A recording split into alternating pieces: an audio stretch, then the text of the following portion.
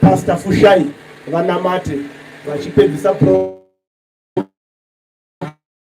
programu yedu handiti zonga chakumucheto taatakunamatira taatakuimba chimbo chimwe chatichazounza pamberi apo chatakakombozera muranda nemuapostori waMwari apostoli Ezekiel handinawo muguti chekuti chengetai Ezekiel naYuna nekuti varanda vaMwari tachibatanidza nechi chingoni beat dzacho dzakada kufanana but itoma songs akasiyana ngarerai dzinouya pamberi papa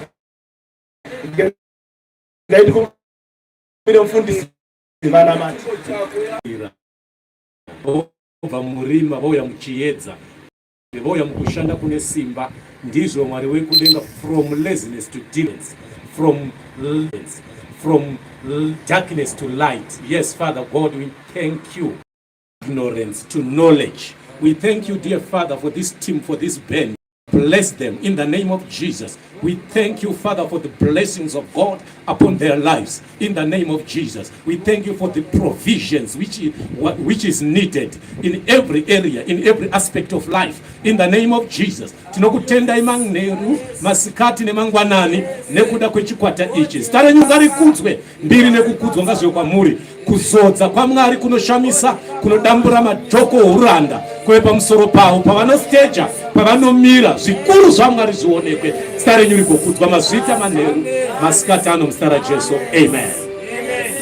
Tinoda kutenda Mwari zvikuru, tinoda kutenda Mwari zvikuru. Mwari wedu ndi Mwari wakanogona kudzoka pa live pa YouTube. Pachangi wewe.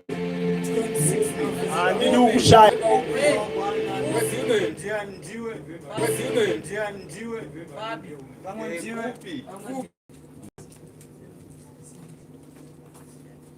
Ishiri pa live.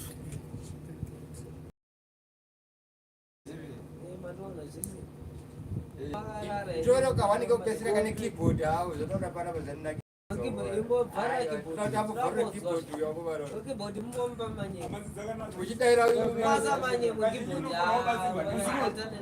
Ukata.